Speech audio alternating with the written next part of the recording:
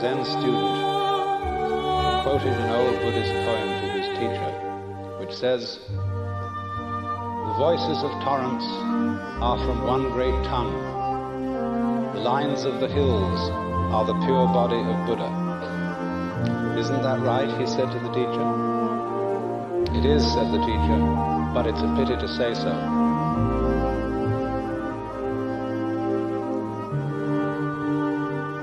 It would be, of course, much better if this occasion were celebrated with no talk at all, and if I addressed you in the manner of the ancient teachers of Zen, I should hit the microphone with my fan and leave. But I somehow have the feeling that since you have contributed to the support of the Zen Center in expectation of learning something, a few words should be said, even though I warn you that by explaining these things to you, I shall subject you to a very serious hoax.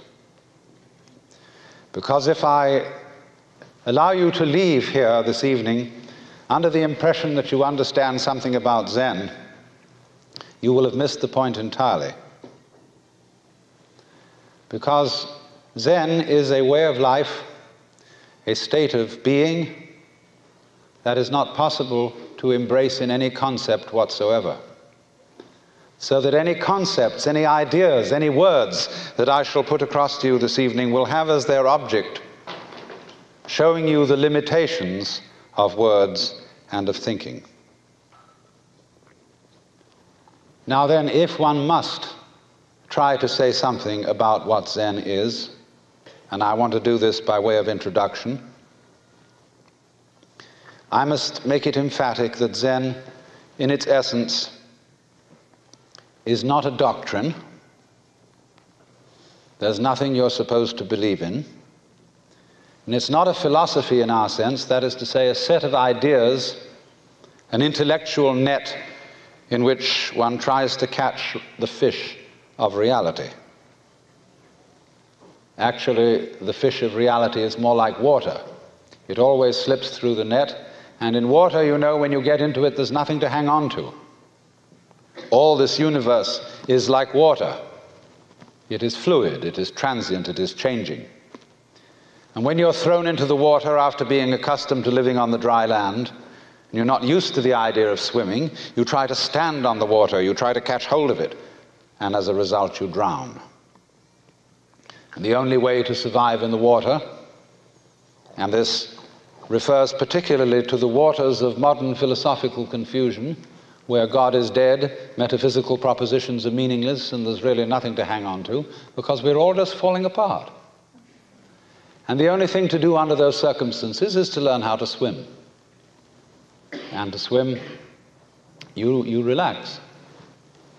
You let go, you give yourself to the water, and you have to know how to breathe in the right way. And then you find that the water holds you up. Indeed, in a certain way, you become the water. And so in the same way, one might say, if one attempted to, again I say misleadingly, to put Zen into any sort of concept, it simply comes down to this: that in this universe there is one great energy, and we have no name for it. People have tried various names for it, like God, like Brahman, like Tao. But in the West, the word God has got so many funny associations attached to it that most of us are bored with it. When people say God the Father Almighty, most people feel funny inside. And so we like to hear new words. We like to hear about Tao, about Brahman, about Shinyo and Tathata, and such strange names from the Far East, because they don't carry the same associations of mawkish sanctimony and funny meanings from the past. And actually, some of these words that the Buddhists use for the basic energy of the world really don't mean anything at all. The word Tathata, which is translated from the Sanskrit into suchness or thusness or something like that, really means something more like dadada, based on the word tat, which in Sanskrit means that, And so in Sanskrit it is said, tattvam asi, that thou art, or in modern American, you're it. But da, that's the first sound a baby makes when it comes into the world. Because the baby looks around and says, da, da, da, da, da, that. And fathers flatter themselves and think it's saying dada, which means daddy. But according to Buddhist philosophy, all this universe is one tatata. That means 10,000 functions or 10,000 things, one suchness. And we're all one suchness. And that means that suchness comes and goes like everything else, because this whole world is an on and off system. As the Chinese say, it's the yang and the yin. And therefore it consists of now you see it, now you don't, here you are, here you aren't, here you aren't. Because that's the very nature of energy, to be like waves, and waves have crests and troughs. Only we, being under a certain kind of sleepiness or illusion, imagine that the trough is going to overcome the wave or the crest. The yin, the dark principle, is going to overcome the yang, or the light principle. And that off is finally going to triumph over on. And we, shall I say, bug ourselves by indulging in that illusion. Gee, supposing darkness did win out, wouldn't that be terrible? And so we're constantly trembling and thinking that it may, because after all, isn't it odd that anything exists? It's most peculiar. It requires effort, it requires energy, and it would be so much easier for there to have been nothing at all. Therefore we think, well, since the is side of things is so much effort, you always give up after a while and you sink back into death.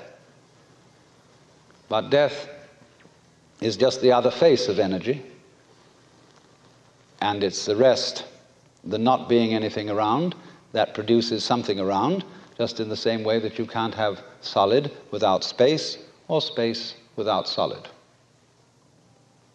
When you wake up to this and realize that the more it changes, the more it's the same thing, as the French say, that you are really a playing of this one energy, and there is nothing else but that it is you, but that for you to be always you would be an insufferable bore. And therefore it is arranged that you stop being you after a while and then come back as someone else altogether. And so when you find that out, you become full of energy and delight. As Blake said, energy is eternal delight. And you suddenly see through the whole sham of things. You realize you're that. We won't put a name on it. You're that. And you can't be anything else. So you are relieved of fundamental terror. That doesn't mean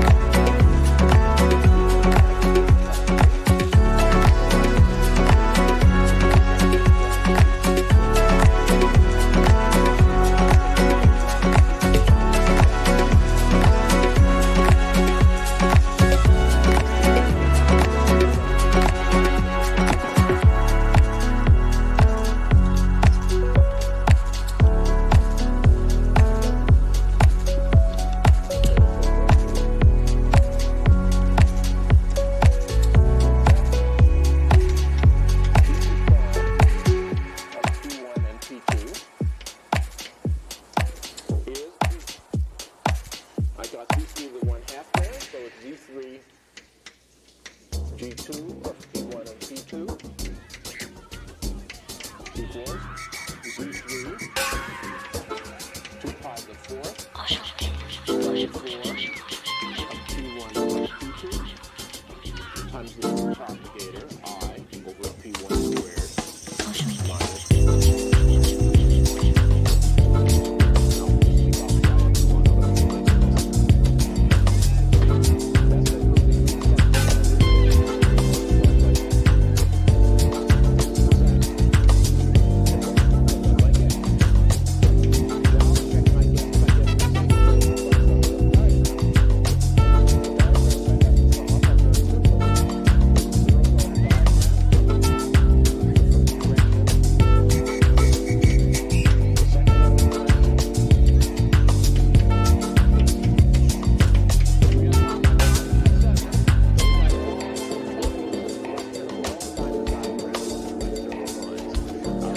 minus